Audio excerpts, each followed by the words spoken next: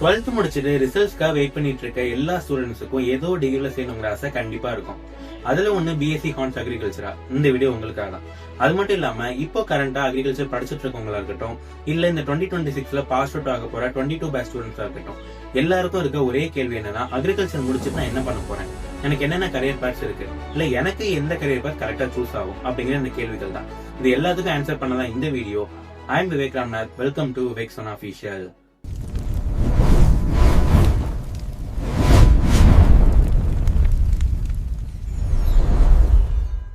தமிழ்நாட்டுல மட்டும் மொத்தம் 18 government agriculture colleges, 28 private affiliate colleges, அது இல்லாம அந்த 10 டீம்டு யூனிவர்சிட்டி, எல்லாத்தையும் மொத்தமா சேர்த்து 10,000 பேர் வருஷம் காலேஜ் முடிச்சுட்டு வெளில வராங்க. ஆனா இந்த 10,000 பேரும் சூஸ் பண்ற கரியர் பார்த்து என்ன? நான் ஒரு 2025 passed out agriculture graduate. College முடிஞ்சு 8 மாசம் ஆச்சு. அண்ட் எங்க பேட்ச்ல 10ல 7 பேர் சூஸ் பண்ண both competitive exams or any banking exams. நீங்களே பாத்தீங்கன்னா தமிழ்நாட்டுல majority of agriculture graduate college முடிச்சோன்னா ஏதோ ஒரு கோச்சிங் இன்ஸ்டியூட்ல போய் சேர்ந்துடுறாங்க, ஏதோ ஒரு பேங்கிங் எக்ஸாமுக்கு படிக்க ஆரம்பிச்சிடுறாங்க. இதை தாண்டி வேற எந்த ஒரு ஆப்ஷனுமே கிடையாதா அக்ரிகல்ச்சர் முடிச்சுட்டு? கண்டிப்பா இருக்கு. சோ நான் என்ன பண்ணிருக்கேன் அப்படின்னா, இந்த அக்ரிகல்ச்சர் முடிச்சுட்டு இருக்க எல்லா ஆப்ஷன்ஸையும் ஒரு 5 மேஜர் டொமைனா பிரிச்சிருக்கேன். ஒன்னு விவசாயம், அதாவது அக்ரிகல்ச்சர் இட் செல்ஃப். அண்ட் 2வது காம்படிட்டிவ் எக்ஸாம்ஸ், 3வது ஹையர் ஸ்டடீஸ், 4வது டைரக்டா ஜாப் போறது, அண்ட் 5வது நம்ம பிசினஸ் பண்றது. பாரம்பரியமா விவசாயம் செஞ்சுட்டு இருந்த குடும்பத்துல இருந்து அக்ரிகல்ச்சர் படிக்கிற நிறைய ஸ்டூடெண்ட்ஸுக்கு அவங்க என்ட்ரி ஆகும் போதே நிறைய பிராக்டிக்கல் எக்ஸ்பீரியன்ஸ் இருக்கும். அண்ட் இந்த 4 வருஷத்துல அவங்களோட டெக்னிக்கல் நாலேஜையும் வளர்த்துக்கிட்டா கண்டிப்பா ஃபியூச்சர்ல அதை அப்ளை பண்ணி அவங்களால நல்ல இன்கம் பார்க்க முடியும். மேஜரா ஸ்டூடெண்ட்ஸ் காலேஜ் முடிச்சுட்டு சூஸ் பண்றது ஐஎஃப்எஸ், அதாவது இன்டகிரேட்டட் ஃபார்மிங் சிஸ்டம் அப்படிங்கிற இந்த ஒரு மெத்தட் தான். பட் இதுல நான் உங்களுக்கு கொடுக்க வேண்டிய 2 ப்ரோ டிப் என்ன அப்படின்னா, இன்ட்ரெஸ்ட் அண்ட் இன்வால்வ்மெண்ட். அதாவது நீங்க காலேஜ் படிக்கும் போதே ப்ரொஃபசர்ட்டையோ இல்ல ப்ரொஃபஷனல் ஸ்டாஃப்டையோ கேட்டு பிராக்டிகலான விஷயங்களை கத்துக்கணும். அது இல்லாம நான் ஒரு அக்ரிகல்ச்சர் கிராஜுவேட், எனக்கு பேசிக் டேர்ம்ஸ் நிறைய தெரியும்னு யூடிபியும் ஏஐயும் நம்பி நீங்க போனீங்கன்னா மிகப்பெரிய லாஸ் ஆயிரும். நான் நேரடியா நிறைய பேரை பார்த்திருக்கேன், அதனால சொல்றேன். அண்ட் மெயினா இந்த ஐஎஃப்எஸ் சூஸ் பண்ற எல்லாருக்கும் எனக்கு கொடுக்கக்கூடிய ஒரு அட்வைஸ் என்னன்னா, கொஞ்சம் கொஞ்சமா ஆரம்பிங்க. அதாவது சிறுக சேர்த்து அக்ரிகல்ச்சர் டெவலப் பண்ணுங்க.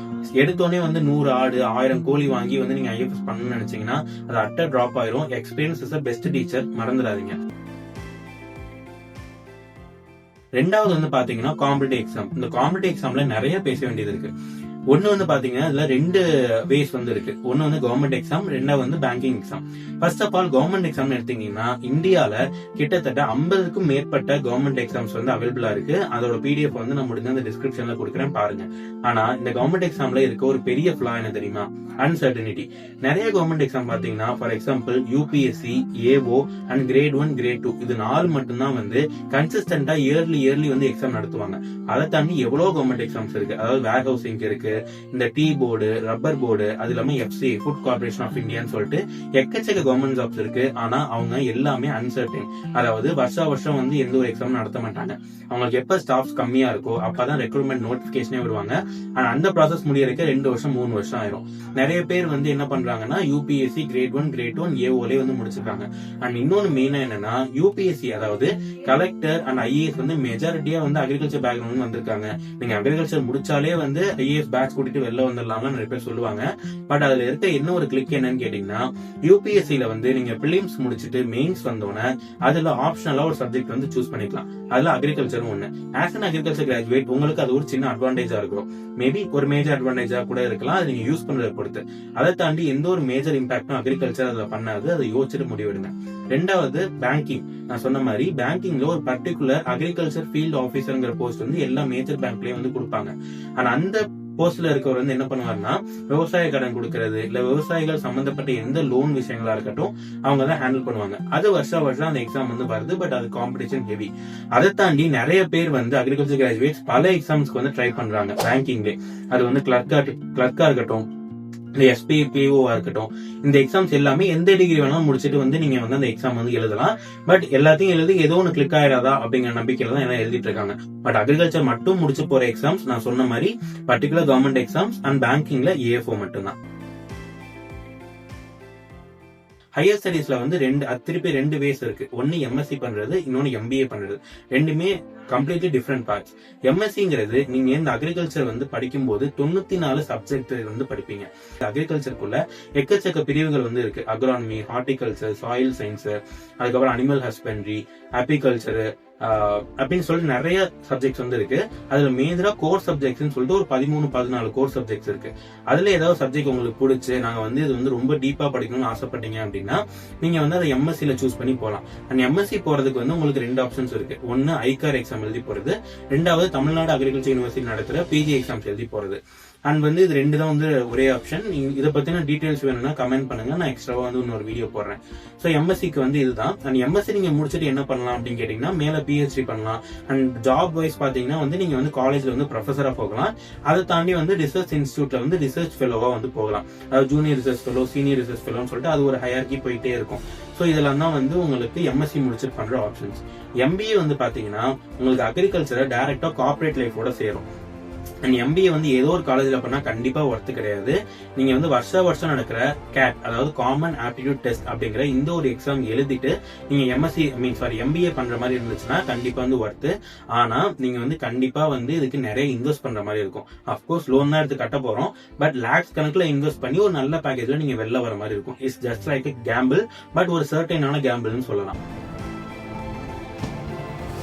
வேலைக்கு வந்து நீங்க டைரக்டா போகணும் அப்படின்னா இதுல வந்து ஒரு மேஜரான ஒரு கிளிக் வந்து இருக்கு. என்னன்னா நீங்க அக்ரிகல்ச்சர் முடிச்சுட்டு வேலைக்கு போறீங்கன்னா உங்களுக்கு மேஜரா வந்து சேல்ஸ் அண்ட் மார்க்கெட்டிங்ல தான் வந்து மேக்ஸிமம் வந்து ஜாப்ஸ் வந்து இருக்கும். அதை தாண்டி ஃபார்ம் மேனேஜரா போகலாம், இல்ல என்ஜிஓஸ்ல வந்து நீங்க வந்து வாலண்டியரா போய் சேரலாம். அதுவும் கண்டிப்பா பே இருக்கும், பட் இதனாலதான் மெஜாரிட்டியா நான் சொல்றது. ஸோ பேசிக் பே வந்து 15ல இருந்து ஒரு 25 மேக்ஸிமம் வரைக்கும் வந்து இருக்கும். ஆனா நீங்க சூஸ் பண்ற கம்பெனி வந்து வைஸா இருக்கணும். நிறைய ஃபெர்டிலைசர், பெஸ்டிசைட் அண்ட் இன்செக்டிசைட்ஸ் வந்து தயார் பண்ற நிறைய கம்பெனிஸ் வந்து இருக்கு. அதுல மெயினா ஜெயன்ட்ஸ் சொல்லிட்டு நிறைய பேர் இருக்காங்க. அதாவது சிஞ்சென்டா, கோரமெண்டல், இஃப்கோ, பேயர் அப்படின்னு சொல்லிட்டு இவங்க எல்லாம் வந்து கார்ப்பரேட் ஜெயன்ட்ஸ். ஸோ இதுல உங்க என்ட்ரி லெவல வந்து நீங்க ஒரு இன்டர்னாவோ இல்ல ஒரு லோ லெவல் ஜாப்ல நீங்க ஆரம்பிச்சீங்கன்னா கண்டிப்பா 2 to 3 இயர்ஸ்ல நிறைய வந்து growth வந்து இருக்கும். நீங்க ஆக்சுவலா வந்து பாத்தீங்கன்னா இப்போ நீங்க வாட்ஸ்அப் குரூப்ஸ் நிறைய எடுத்து பார்த்தா கூட எக்கச்சக்க அக்ரிகல்ச்சர் முடிச்சுட்டு போகக்கூடிய ஜாப்ஸ் வந்து இருக்கு. பட் நீங்க growth வேணும் அப்படின்னா நல்ல கம்பெனி தான் போய் சேரணும். நான் ஜஸ்ட் ஒரு வருஷம் தான் வேலை பார்க்க போறேன், எனக்கு டெம்பரரியா ஜாப் போதும் அப்படின்னா நீங்க எந்த ஜாப்ல வேணா போய் சேர்ந்துக்கலாம். ஜாப் எக்கச்சக்கமா இருக்கு. பட் growthன்னு வந்துச்சா கம்பெனி சூஸ் பண்ணது ரொம்ப வைஸா வந்து இருக்கு. 5வது வந்து பாத்தீங்கன்னா பிசினஸ். சோ இந்த ஒரு பர்டிகுலர் ஆப்ஷன் வந்து நிறைய பேர் வந்து சூஸ் பண்ண மாட்டாங்க. அதுக்கு என்னென்ன ரீசன் அப்படின்னா, ஒன்னு வந்து ரிஸ்க பியர் பண்ற எபிலிட்டி, அதாவது ரிஸ்க பார்த்து பயப்படுறது. ரெண்டாவது பினான்சியலா ஸ்டேபிளா இருக்க மாட்டாங்க. நிறைய பேர் வந்து காலேஜ் முடிச்சு பினான்சியல் ஸ்டேபிளா இருக்க மாட்டாங்க. மூணாவது லேக் ஆஃப் எக்ஸ்பீரியன்ஸ், அதாவது உங்களுக்கு வந்து ஒரு டெக்னிக்கல் நாலேஜா இருக்கட்டும், இல்ல வந்து ஒரு மார்க்கெட்டிங் பண்றதா இருக்கட்டும், உங்களுக்கு டைரக்டா எக்ஸ்பீரியன்ஸ் வந்து இருக்காது. சோ இதனால வந்து நீங்க அக்ரிகல்ச்சர்ல வந்து பிசினஸ் ஆப்ஷன் சூஸ் பண்ண மாட்டீங்க.